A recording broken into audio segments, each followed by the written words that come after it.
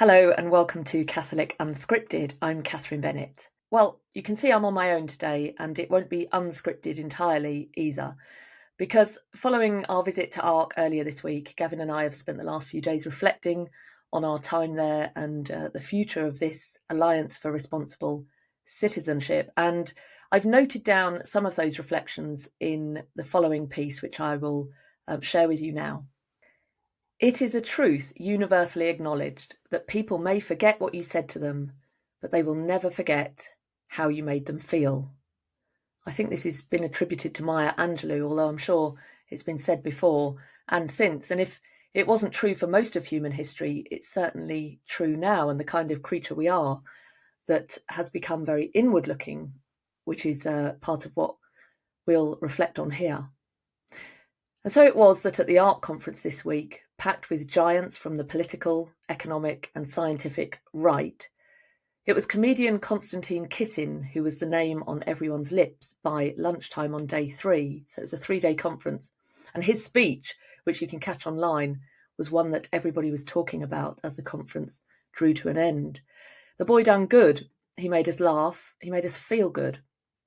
But he, like so many others, missed the fact, and it is a fact, that nothing builds civilization up so well as adoring the crucified Christ.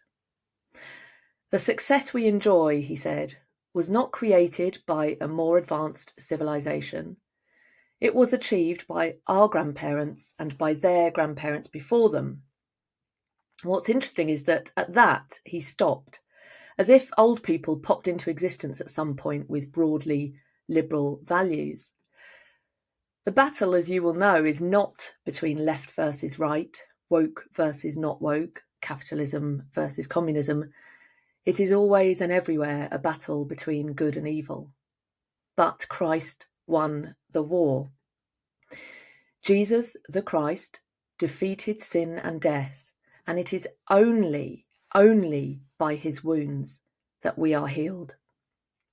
Therefore, when Christ is rejected, civilization crumbles. This is as clear and simple a fact as night following day. So therefore, any solution which does not recognise this is bound to fail. And here's an interesting observation. There was a lot of talk at ARC of our Judeo-Christian Western culture. And one can understand why, of course, because Jesus was Jewish and the New Testament comes out of the old, this idea from St. Augustine that the new lies hidden in the old and the old is revealed in the new. But when we talk about Judeo-Christian culture, we miss, I think, that it is the point of incarnation, that very point which separates Jews and Christians, that matters. We're said to share 60% of our DNA with a banana. Just one chromosome separates males from females, and almost 99% of our DNA is said to be shared with chimps. See, the devil is in the details, and the details matter. Rejecting the crucified Christ is unavoidably destructive, and this is something Gavin and I spoke about on our conversation, during our conversation reflecting on ARC together. Evil is, as St. Augustine proposed, a privation of good. It's not a thing in itself, it's more an absence of something. It cannot create, it has no identity of its own. It can only parody, pervert, destroy, poison, and pollute. And we've seen evil at work in destroying that which the church builds up. And these were the things that the speakers at the ARC conference, the Alliance for Responsible Citizenship, were tackling. They can see the destruction that's taken place in our culture, in our nations, and they were grappling with that and saying, what might be the solutions? How have we got here? How can we get out of this? So let's reflect on a few of the ways in which we see evil destroying that which the church builds up. Take marriage. Marriage is something given by God as the embryo of the family from which is birthed a nation. It's that way round. And it's reduced to sexual gratification, thus opening the way for homosexual marriage and murderous reproductive technologies. Universities were created by the church as places to seek truth, And they've become dangerous places to send our children. And not only that, but the privilege of sending them there to be indoctrinated comes at the cost of a lifetime's enslavement to debt. Speaking of debt, add to this an oppressive tax burden, and you have a perfect recipe for adult children who have to remain children because they are unable to flourish. These are just some of the myriad problems that arise when the role of the state is elevated above God. How is taxing a man more than God wants not defrauding the labour of his wage? Asks exorcist Father Chad Ripperger. Where did the government get the idea that it was entitled to more than 10% of your income? He asks. God doesn't even want more than 10%. Why do they think they're better than God? Well, I know the tax rate in the US is often much lower than it is over here. We have very burdensome tax rates in the UK. It's a sign, Father Ripperger concludes, that they are doing too much and they're into too many things. The state shouldn't be having all these programs. He makes the point that it's not the state who should be looking after the poor and the widows, but the church.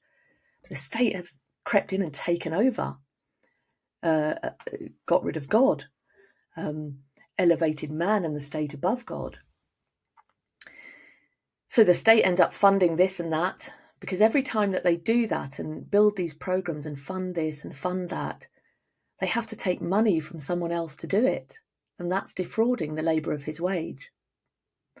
On education, there were, at the ARC conference, some signs of hope, I'm happy to report.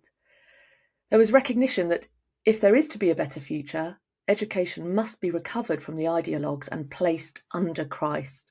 There was a lot of talk about Christian classical education. What the ancients saw, which was then baptised by the church in the work of St. Thomas Aquinas, was that the world is the self-communication of the Creator, and that what sets us on the very path of wisdom in the first place is a desire to respond to that self-communication. That's our desire to learn. But this vision has been distorted at the hands of the enemy, who found a useful tool in, among others, Descartes. Cartesian rationalism, which animates the French Revolution, severs us from external reality and produces a different kind of inward-looking man, which is where I began. The world, no longer seen as the self-communication of the Creator, simply becomes a place of use. Before too long, people also become objects of use. And the purpose of education moves from an eternal telos to a worldly focus on learning skills which make us useful to our future masters. And we've seen how people become useful and are seen as the world becomes useful and people become objects of use. And we see that lived out in the way we contracept and use people's bodies for pleasure and discard them, use women to grow babies for gay men and discard mothers. This utility idea over value is everywhere we see and at the root of so many of the problems that we see around us, and that this Alliance for Responsible Citizenship were tackling. The crisis we now face, of course, hundreds of years on, is a fight for survival against the machine. Because once you trade in utility and train a child for use, that child will not be able to keep up with technology and will find himself constantly competing in a game he simply cannot win. What the education panel at ARC saw was the paradox that if we form children to flourish in accordance with their created givenness, we end up with a very useful person. But if we take the usefulness as the end, we can end up with nothing, with uselessness. This is something that Roger Scruton observed in a documentary he did on beauty, and he spoke in terms of architecture.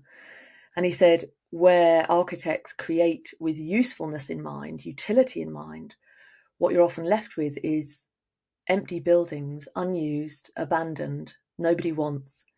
But if you design with beauty in mind, these spaces are forever repurposed and find a home and find a use and are loved because they were created with beauty in mind and not utility. So it's shifting that mindset again. But that again comes from only this Christian idea that the world is not just a place of use. People are not just finite mortal beings who can spend the few decades they have on earth being useful.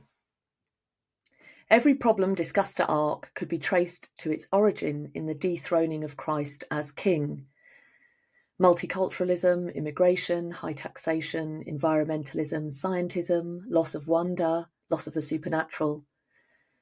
Our attitude towards the Logos incarnate defines every man's identity. The cosmic implications of rejecting Christ are the visible chaos with which the Ark was grappling. 2,000 years ago, we were presented with a choice between two messianic figures. Barabbas, meaning son of the Father, stood in opposition to Jesus. He figured as a sort of alter ego, making the same claim, but understood in a completely different way. And the people chose Barabbas. Today we are presented with two messianic vehicles, the Ark of responsible citizenship or the Ark of the Church. Which one will we choose today? Thank you for watching.